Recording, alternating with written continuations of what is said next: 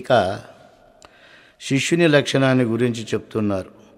గురువుకు ఒక లక్షణము, శిష్యునికి ఒక లక్షణము అంటే నిజముగా ఎవరి ధర్మం వాళ్ళు ఆచరించేకి ఎవరి లక్షణాలను వారికి చెప్పడమే మంచిది.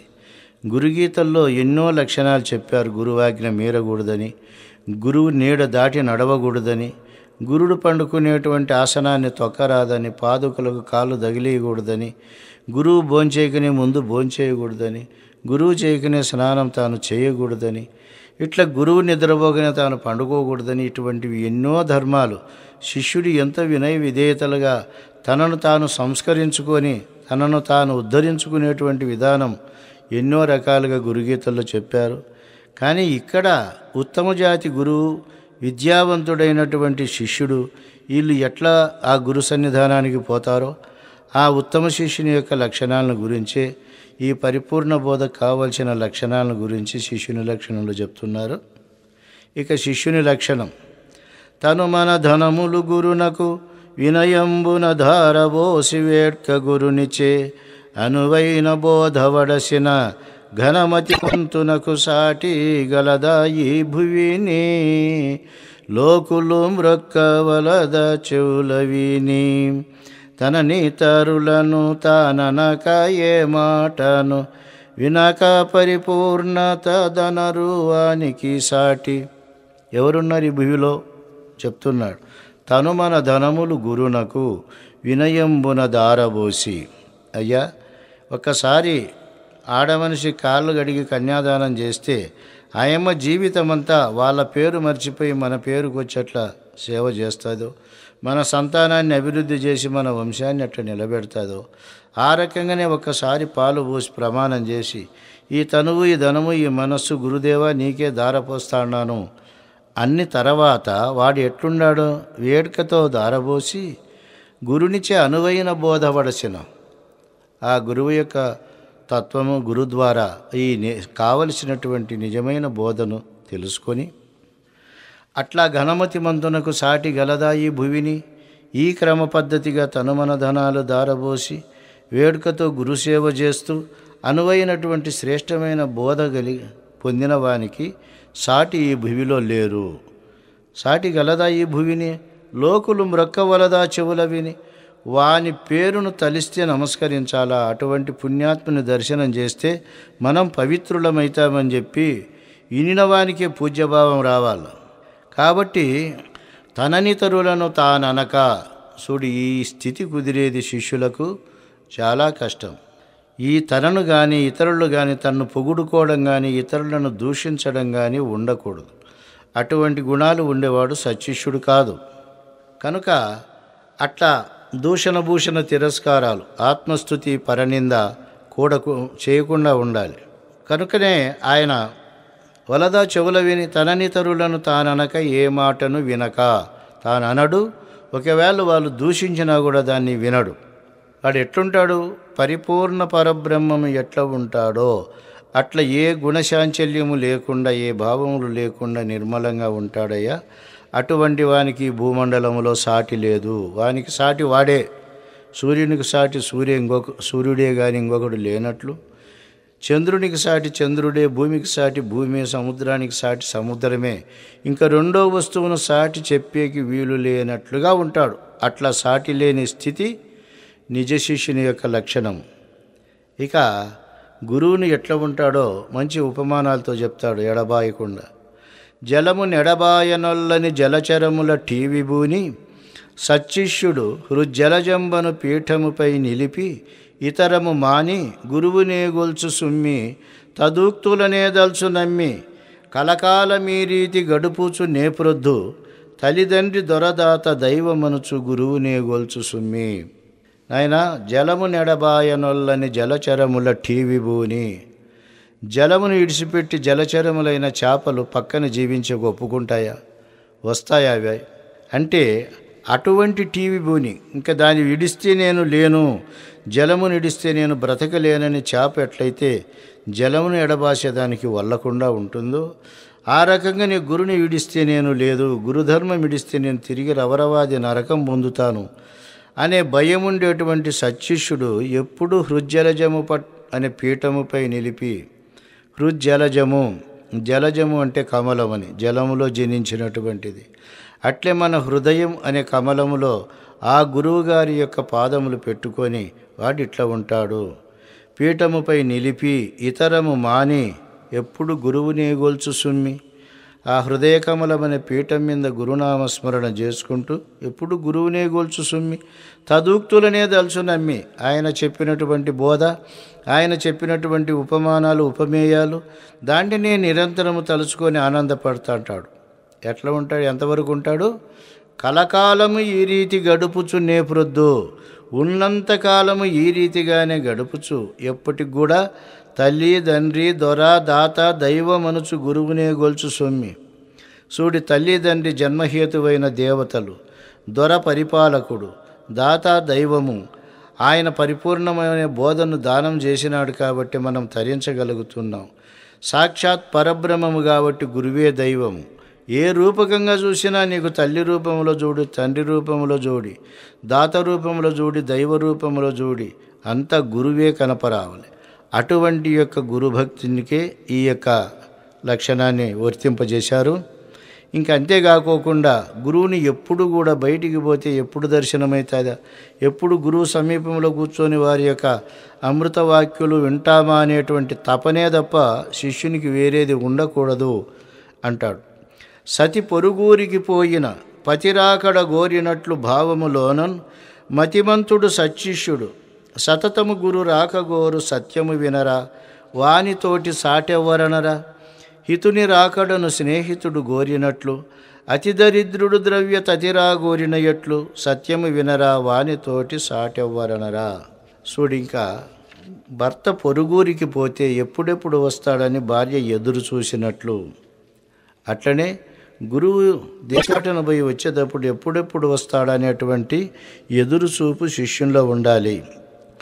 అట్లే మతిమంతుడు సచ్చిష్యుడు సతతము గురురాక గోరు సత్యము వినరా. ఆ రకంగా మతిమంతుడైన వాడు, బుద్ధిమంతుడైనటువంటి శిష్యుడు నిరంతరము ఎప్పుడు కూడా గురువుగారి రాక రావాలని, గురువుగారి యొక్క సేవ చేయాలని పరితాపం చెందుతారు. వానితోటి సాటెవరనరా, అట్లా వానికి కానీ సాటెవరుండారు. హితుని రాకడను స్నేహితుడు గోరినట్లు, హితుడు అంటే మన మేలు, హితాన్ని కోరేవాడు. అటువంటి వాని రాకడను స్నేహితుడు ఎప్పుడు కూడా రావాలని కోరుతాడు కదా.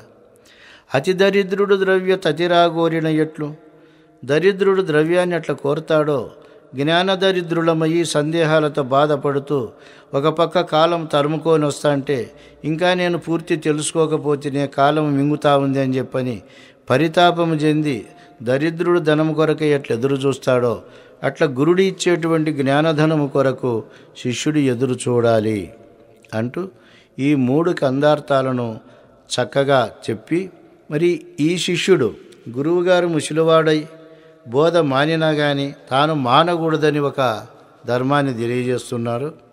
అతివలరతి చతురతల అతివల చేయవారి తండ్రుల రయరనుచు తత్పతుల అరయర రతిని, అట్లనే మతిమంతుడు గురుడు బోధ మానిన గాని తద్బోధ తా మానడు పూని, అతి దరిద్రునిచే విద్యార్జించు నొతగాడు చతురుడై విత్తమార్జన చేయు పంతులు మానినా గాని. అతివలరతి చతురతల అతివలచే వారి తండ్రుల రయరనుచు, మన తల్లిదండ్రులు ముసలి వాళ్ళయి స్త్రీ పురుషుల సుఖాన్ని వాళ్ళు ఇడిచిపెట్టినారు అని ఏమన్నా ఈ వయసుగా ఉండేటువంటి పిల్లలు వదులుతారా? అట్లా వదలకుండా ఎట్లా ఉంటారో అట్లనే మతిమంతుడైనటువంటి గురువుగారు బోధ మానినా కూడా శిష్యుడు మానకూడదు. అతి దరిద్రునిచే విద్య ఆర్జించుననేటువంటి వాడు ఈ పొద్దు ఇంజనీర్ల ఈ విదేశాలకు పోయి డబ్బు సంపాదించలేదా? ఆ రకంగానే గురువుగారు బోధ మానినా కానీ తద్బోధ తా మానకుండా ఉండి ఇదిగో ఈ రకంగా ఉండాలి. మా గురువుగారు తక్కువ బోధే కావచ్చు, తక్కువ శాస్త్రమే చదివిండొచ్చు, ఉపన్యాసం బాగా చెప్పకపోవచ్చు, అయినా నాకు ఆ చాతుర్యం ఉంటే మా గురువు చేయనటువంటి ఆ యొక్క విధానం నేను చేయొచ్చు కదా, అది నేను భర్తీ చేయవచ్చు కదా అని భావన చేత ఉండాలి. కనుక తల్లిదండ్రులు రతిసుఖాన్ని మానుకున్నారని వాళ్ళ బిడ్డలు వాళ్ళ భర్తలు ఎట్లా మానుకోరో ఆ రకంగానే గురు మానుకునే కానీ తాను మానుకోకుండా ఉండే విధానాన్ని తెలియజేశాడు. ఇక ఇంకా కొంతమంది దుష్ట శిష్యులు ఉంటారు, వాళ్ళందరూ కూడా వరసంబడి చెప్తున్నాడు ఈయన. పరిపూర్ణ బోధ తెలిపే పర్యంతము సేవ చేసి బహునమ్మికగా గురుమూర్తికి తరువాతను మరికన్నుల గణనివాని మార్గము చీచి తలచరాదు ఆ మాట చీచీచి గురువాజ్ఞ ఇవనీది గురువై శిష్యుని గూర్చి గురుబోధ తెలిపేటి గురువంచకుని యొక్క మార్గము చీచి అంటున్నాడు. పరిపూర్ణ బోధ తెలిపే పర్యంతము సేవ చేసి తర్వాత ఇంతే కదా అంతే కదా అని చెప్పి గురువు దగ్గరికి పోకుండా గురువుగారితో మాట్లాడకుండా ఉంటాడు. ఈడు నిజముగా చీకొట్టదగిన వాడే. అటువంటి వాని మార్గము చీచి ఆ మాటే తలసకూడదంటాడు. గురువు ఆజ్ఞ ఇవ్వనీదే. ఈడు సాటుమాటుగా ఉపదేశాలు చేస్తూ గురువు అవుతాడు. ఈడు ధర్మవిరుద్ధపరుడు, అంటే సర్టిఫికెట్ లేకనే రూడ్లో తిరిగినట్లు ఉంటుంది. ఏ పొద్దైనా పట్టుకుని నాడు అది జరిగే తీరుతుంది. కాబట్టి ఈ రెండు మార్గాలు అనుసరించేవాడు శిష్యుడు మూర్ఖుడు. పరిపూర్ణ బోధ తెలిపే పర్యంతము సేవ చేసి తర్వాత గురుని కాననివాడు, గురువు ఆజ్ఞ ఇవ్వనిదే గురువై గురువు శిష్యులను గూర్చి బోధ తెలిపేవాడు, తన శిష్యులు విని తననతి వినయమున గొల్చు కొరకు ఎనుతి యొనర్చు తన గురువును గురుడింటికి జనుదెంచిన జూచి శుశ్రూష యొనర్చకుండు లేమిని తెలిపిచెనుమనుచుండు వినుము కుచ్చిత శిష్యాగ్రణి వీడు వీడెట్లు గణబోధోక్త స్థితి గనునో.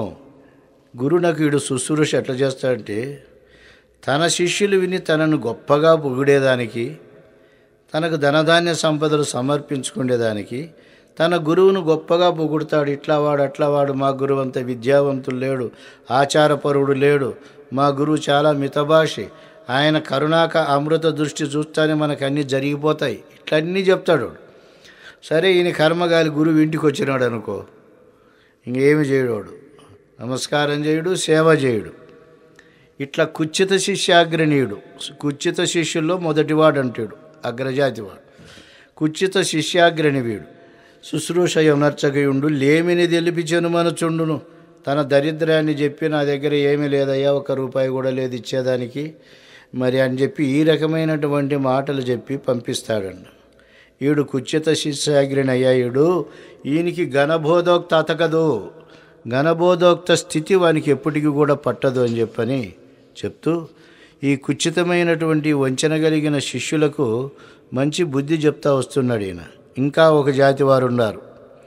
కుటిలాత్ముడైన శిష్యుడు ఇటువలితా బలుకు గురుడు ఇంటికి వస్తే ఎటుబోవుచుండి వస్తిరో ఇటకి ఇక దర్శనము మళ్ళీ ఎప్పుడయ్యినో ఎవరికి తెలుసు, ఎప్పుడేమవునో ఎటుదోచదేమైనా ఇత్తామని అనుకుంటే తొట్టుకున ఒక రాగి దుడ్డైనా లేదు ఇప్పుడు అని చెప్పి ఈడు ఒక జాతి శిష్యుడు. ఈడు కుటిలాత్ముడు, ఈయన ఆత్మ శుభ్రంగా ఉండదు. ఇట్లా గురుడు వస్తాడే పలుకుతాడంట, ఎటుబోవుచుండు వస్తురా స్వామి, నా జన్మ పావనం చేసేకి నా ఇల్లు పావనం చేసేకి వచ్చినావు అన్నాడు వాడు. ఎట్లా పోతా పోతా వచ్చినావు నేను జ్ఞాపకం చేసుకొని, మళ్ళా దర్శనం ఎప్పుడవుతుందో, మళ్ళీ నువ్వు ఎప్పుడు వస్తావో, ఇంక నువ్వు ఇప్పుడు పోయినోడు మళ్ళీ అట్లే పోతావో తిరిగి రాకుండా, ఎవరికి తెలుసు స్వామి ఎప్పుడేమవునని చెప్పి ఈడు గురువుకి వేదాంతం చెప్తాడు. ఈ కుచితమైన స్వభావం కలిగిన వాడు ఎప్పుడేమోను ఎటుదోచదు స్వామి, ఏమైనా ఇస్తామంటే ఒక రాగి బుట్టు కూడా లేదు నా దగ్గర. ఇట్లా గురుసేవ చేసే శిష్యులు ఉంటే ఆ శిష్యుడు ఎట్లుంటాడో, ఆ గురువు ఎట్లుంటాడో ఇవన్నీ మహానుభావుడు దర్శించే రాసినాడు ఇదంతా. ఇటువంటి శిష్యులు ఏ కాలంలోనైనా ఉంటారని చెప్తూ ఉన్నాడైన. జపములు తపములు సలుపును విపరీత స్మరణ చేయు వేదాంతార్థం అపరిమితంబుగా చెప్పును కపటాత్ముడు శిష్యకోటి గనిమెచ్చు కొరకు మెచ్చి ద్రవ్యమును ఇచ్చు కొరకు అపకీర్తి చేతాల కదిరినట్లగుపడి ఉపమాచ బ్రతుకూచునుండు లోకులు తనను గనిమెచ్చు కొరకు. ఇంకా చూడు ఇంకొక జాతి వాళ్ళిల్లు జపములు తపములు జలుపుతాడు, వాడు అన్నీ సాధనలు పెడతాడు, అద్భుతాలు చెప్తాడు, బొట్లు పెట్టుకోవడం, జుట్లు కట్టుకోవడం, బట్టలు కట్టుకోవడం, రకరకాలుగా ఆకర్షణీయంగా తయారైపోతాడు వాడు. వేదాంతార్థం అపరిమితముగా అంతరార్థాలు, భాష్యార్థాలు, మధ్యార్థాలు అని చెప్తానే కూర్చుంటూ ఉంటాడు. ఇప్పుడు కపటాత్ముడయ్యా, వాడి లక్ష్యమేమి శిష్యులు ధనమిచ్చేదానికి మెచ్చుకునేదానికి కానీ వాడు తరించేదానికి, వాడు గురువు దగ్గర ధర్మం ఆచరించేదానికి కాదు వాడు అంటాడు. మెచ్చి ద్రవ్యమును ఇచ్చు కొరకు అమ్మా తప్పంటే భయపడినట్లుగా, అపకీర్తి చేతాలకు భయపడినట్లుగా ఉండి లోపల మాత్రం అవే చేస్తూ ఉంటాడండి. కానీ ఈదొక జాతి శిష్యుడు కాబట్టి ఈడు కూడా నిజ గురు బోధకు పనికిరాడు. ఇక నడకను చెప్తున్నాడు. గురుమూర్తికి ఎదురు అహంకృతి దొరకొన్నను, దొంగ త్రోవ త్రొక్కిన, చెవులను గురునింద వినిన చేసిన, నరునకు పరిపూర్ణ బోధ నలవీయ తెలియ, కూడదు వాణ్ణి తెలియక కలియ, గురుడు తెల్పని పుస్తక రీతీచే పరిపూర్ణం అరిసీతినని, ఎంతో మురిసిన గురుబోధ నలవీయ తెలియ, కూడదు వాణ్ణి తెలియక కలియ. గురుమూర్తికి ఎదురుగా అహంకారంగా మాట్లాడిన, అంకృతి దొరకొన్న, దొంగ త్రోవ త్రొక్కిన, దొంగ త్రోవ అంటే గురువు గనక రాకుండా మిగతా మతాల్లో పారాడడం, చెవులతో గురునింద వినినా తాను చేసిన, నరునకు పరిపూర్ణ బోధ నలివీయ తెలియ. అటువంటి వాణ్ణి పరిపూర్ణ బోధ వరిస్తుందేమిరా, వాడు పరిపూర్ణ బోధలు పతనం అయిపోతాడు. కూడదు వాణ్ణి తెలియక కలియ, అట్లా వాడిని ఎప్పుడు కూడా నువ్వు కలిసొద్దు నాయనా. ఇంకొక పద్ధతి, గురుడు తెల్పని పుస్తక రీతీచే పరిపూర్ణ పరిస్థితిని అంటాడు. ఏం గురువుగా రాసిందే కదా బుక్కు, గురువుకు మనిషిగా సేవ ఎందుకు చేయాలా, బుక్లో చూసి తెలుసుకునే జ్ఞానం ఉంది కదా నాకని చెప్పి గురుడు తెల్పని పుస్తక రీతితోనే నేను పరిపూర్ణం తెలుసుకుంటానని ఇంకొకడు ఆనందపడతాడంట. అట్లా వాడిని కలసొద్దురా, అట్లా వాడిని నువ్వు ముఖం చూడొద్దు. వాడు ఎంతో మురిసిన గురుబోధన అలవీయ తెలియ, వాడంతకు వాడు ఆనందపడాల్సిందే కానీ గురుబోధ తెలియదయ్యా. ఇవన్నీ కూడా అపమార్గాలే. ఇది ఒక నిజమైనటువంటి మార్గాన్ని చెప్తా ఇరమని చెప్పి చెప్తున్నాడు ఈయన. 4 శుశ్రూషణములు లోలత గావించుకొనుచు, లోకాతీతం ఆలోకించి గురునిచే, ఈ లోకము జోలి విడువు మింతే చాలన్నా, నీతో కూడా ఇది మరువకన్నా. కీలు తెలియని చదువు చాలా చదివేందుకు, చాలించి నీ విట్టి కీలు తెలిసితివేని ఇంతే చాలన్నా, నీతో కూడా ఇది మరువకన్నా. ఇదనైనా కీలు తెలియని చదువులన్నీ చదివినా ఏం ప్రయోజనం లేదు. కీలు తెలిసే మార్గము, సరైనటువంటి మార్గాన్ని చెప్తాయిను. 4 శుశ్రూషణములు లోలత గావించుకొనుచు. గురువుకు స్థానసేవ, అంగసేవ, భావసేవ, ఆత్మసేవ అని ఇవి లోపల బయట చేయాలి. అట్లా చేసుకుంటూ ఈ గురుని చేత ఈ పరిపూర్ణ బోధన ఆలోకించి ఈ లోకము జోలి విడువు అని చెప్పి చెప్తూ, కీలు తెలియని చదువు చాలా చదివి ఎందుకు, ఇంకా అవన్నీ చాలించి ఈ కీలు తెలిసేటి చదువునే చదవమని చెప్పి ఈ ధర్మాలను ప్రబోధిస్తున్నాడు. ఇక గురువుగారికి స్థానసేవ, గురువుగారు ఉన్నటువంటి ప్రదేశాన్ని శుభ్రపరచాలి. గురువుగారికి అంగసేవ, స్నాన సంధ్యలు చేపించి శుభ్ర వస్త్రాలు కట్టాలి. గురువుగారికి భావసేవ, గురుడు చెప్పినటువంటి బోధను భావించడము, గురువును తల్లి తండ్రి దొరదాత దైవముగా భావించడము, గురుని యందు ఎప్పుడైనా కానీ విరక్తి భావాలు కలిగితే దాంట్ని తీసేసుకోవడము. ఈ రకంగా గురువుగారికి భావసేవ చేయాలి. ఈ భావసేవే సక్రమంగా జరగాలి. భావములో వక్రం ఉంటే ఇంక బయట ఎన్ని చేసినా ప్రయోజనం ఉండదు. అందుకే భావము కుదిరే సేవ చేస్తేనే ముక్తుడైతాడు. అందువలన భావములో గురుడు చెప్పినట్టు నడుచుకునేటువంటి విధానము 1,000 కూడా శిష్యులకు రాదు. అది బాగా అర్థం చేసుకున్న వాళ్ళకే తెలియబడుతుంది. కనుక ఆ భావసేవను చక్కగా చేయాలి. తర్వాత ఆత్మసేవ ఉంది. ఆత్మసేవ అంటే గురువుగారికి అన్నపానాలు టయానికి సమకూర్చడము, ఆయన ఆత్మకు తృప్తి కలిగే విధానంగా నడుచుకోవడము చేయాలి. ఇట్లా బాహ్యములో గురువుగారి ఇంటికి వెళ్ళినా, ఆశ్రమానికి వెళ్ళినా, గురు సన్నిధానానికి వెళ్ళినా చేయవలసిన పనులు ఇవి. ఇక లోలత గావించుకోవాలి. లోపల తనుమన ధనాలు గురువుకు దారబోసినాం. మనకు సహస్రారము గురువు యొక్క స్థానము. ఆ స్థానంలో శుభ్రత పరచాలి. మనకు ఎక్కడ భావం ఉందో అక్కడ మనకు పూర్వవాసనలు, శాస్త్రవాసనలు, లోకవాసనలు నిండి నిబిడీకృతంగా ఉంటాయి. అక్కడ ఉండే కామక్రోధాది గుణాలను, ధనేషణ దారేషణాది ఈశనత్రయములు, వాసనత్రయాలు, మలత్రయాలు, బంధత్రయాలు అన్నీ ఒక్కటొక్కటే ఆ గురువుగారి కరుణ చేత శుభ్రం చేయాలి. గురువుగారు ఉన్నటువంటి ప్రదేశాన్ని పరిశుభ్రంగా ఉంచాలి. ఇక అంగసేవ, గురువుగారికి తనువును దారపోసినాము. గురుడు తన అంగమును ఎట్లా పెట్టుకున్నాడో, ఎట్లా సదాచార సంపన్నుడిగా ఉండి ఎట్లా నిత్యానుష్ఠానం చేస్తూ ఉన్నాడో, తాను కూడా నా గురు నిలయం ఇది, నా హృదయం అనేటువంటి మందిరములో గురువు ఉన్నాడు అనే పద్ధతిని అనుసరించి ఈడు అంగాన్ని ఆ రకంగా సమకూర్చుకోవాలి. ఇక భావము ఏదాన్ని భావించి మా గురుడు నిత్యానందాన్ని అనుభవిస్తాడాడో, భ్రాంతిరహితుడై నిర్మలంగా ఉండాడో అదే భావాన్ని నేను అవలంబించి గురువుగారికి భావసేవ చేయాలనేది రావాలి.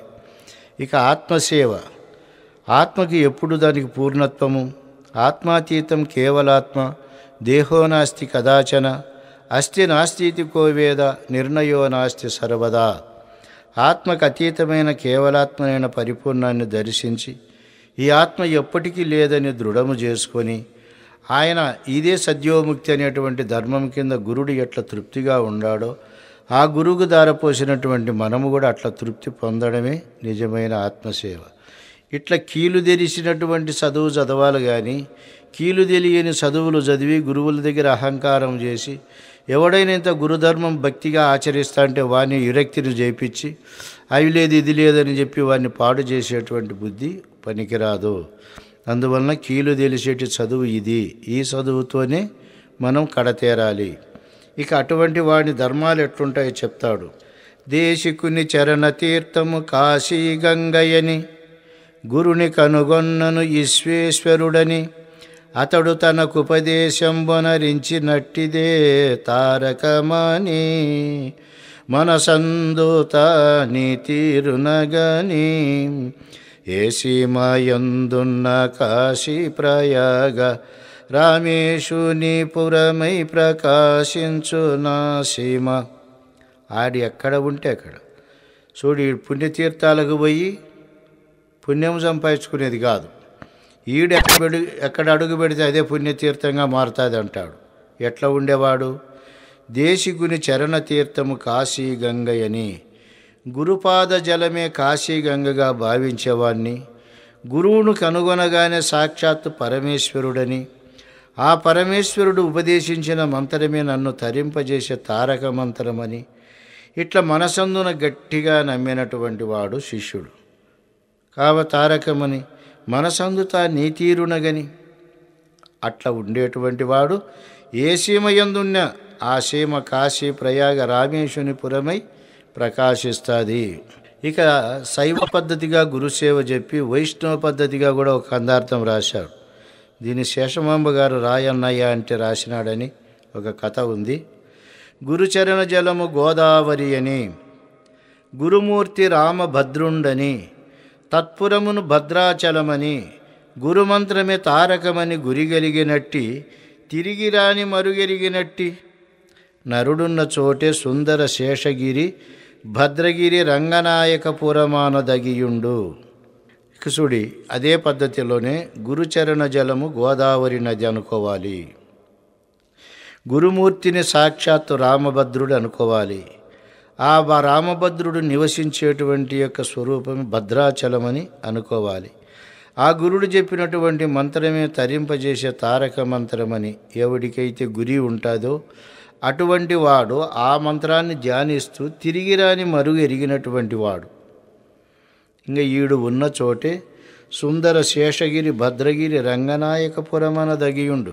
వైష్ణవ క్షేత్రాలన్నీ కూడా ఆ మహానుభావుడు ఉండేటివి అవుతాయని ఆ గురుభక్తుని యొక్క విశేషాన్ని వర్ణిస్తూ, ఇక ఎప్పుడే గాని గురుడు నరుడనుచుదలచిన, గురుమంత్రము మరచియున్న, గురుపుత్రులను ఆదరణ యొనర్చకయుండిన, గురువును విడనాడి రెండు గురుని చేరినను, సద్గురుబోధ నెరిగి దూరినను, ఎరుక మహాత్యము ఎరిగిన ఇటువంటి నరునకు తప్పదు నరకము.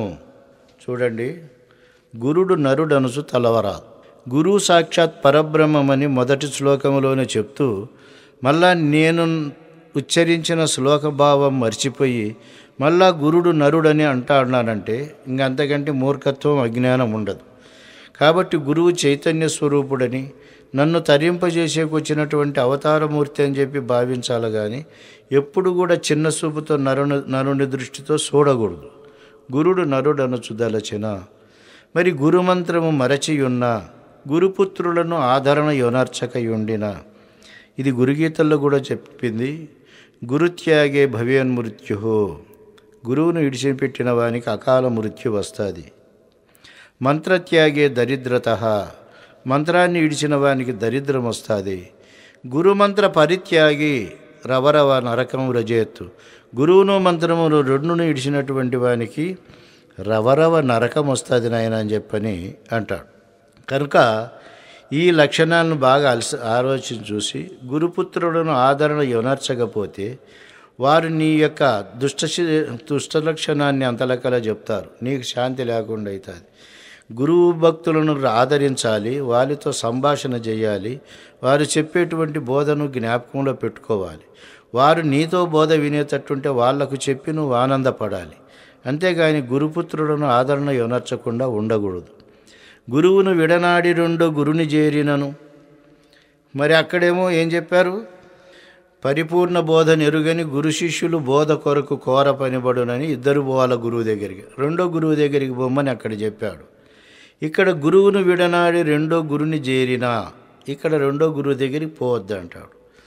అంటే పరిపూర్ణ బోధ తెలియనటువంటి గురువులు ఎంతమంది గురువుల దగ్గరికైనా పోవచ్చు, అది ధర్మమే. ఎందుకంటే వాడికి పూర్ణ స్థితి కలిగే వరకు.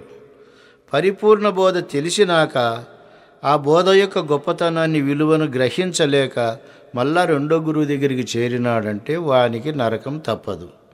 ఎందుకు తప్పదు అంటే వానికి ఎరుక మహత్యము తెలుసు. ఎరుకలో ఇన్ని వాడు పడిన పాటలన్నీ అని జ్ఞాపకం ఉన్నాయి. అన్ని బాధలు మళ్ళా నాకు వస్తాయిరా పరిపూర్ణ బోధ గురువును ఇడిస్తేనని భయం లేకుండా వాడు రెండో గురువు దగ్గరికి పోతే తిప్పలు తప్పవు. ఇట్లా ఎరుక మహత్యము ఎరిగిన ఇటువంటి నరునకు తప్పదురా నరకము.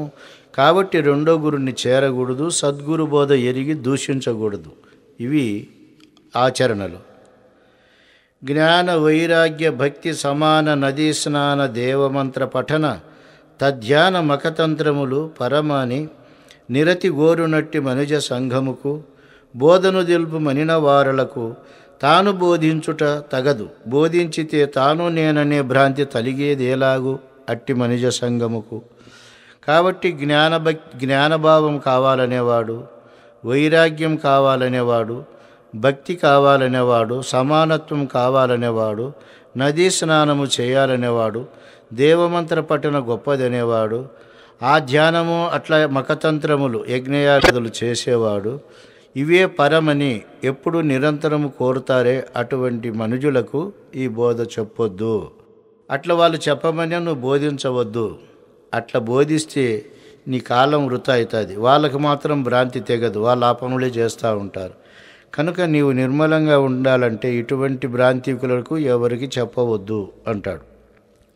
అట్లా ఇంగితము నెరిగి సద్గురు పుంగవుచే నరుడు భుక్తి ముక్తి క్రియలను సంగాసంగములెడలిన శృంగారమి వాని చేష్ట చూసేవారలకు వాడున్నట్లు తోచేవారలకు మంగాళసూత్రమే భంగి శృంగారము శృంగారవతికి అశృంగారవతికి అట్లు చూసేవారలకు అంటాడు. ఇంగితము నెరిగి సద్గురు పుంగవుచే నరుడు భుక్తి ముక్తి క్రియలను చూడి. ఇంగితము అంటే సద్గురు ఆజ్ఞ ప్రకారము ఏది చేయాలనో అది చేయాలి, ఏది చేయకూడదో అది చేయకూడదు, అది ఇంగిత జ్ఞానం. కాబట్టి సద్గురు పుంగవుచే నరుడు భుక్తి ముక్తి క్రియలను సంఘాసంగములు ఎడలాలి. భుక్తి క్రియలో మనకు సంఘాలు ఉన్నాయి ప్రపంచంలో, అన్న ప్రాణాలు సంపాదించుకునేకి. ముక్తి క్రియలో సంఘాలు ఉన్నాయి. అట్లే దేహ సంఘం ఉంది, జీవ సంఘం ఉంది. ఈ సంఘము అసంగము మొత్తం అన్నీ ఇడిసే విధానం రావాలి, వారిని అవన్నీ వదిలిపెట్టి పోవాలి.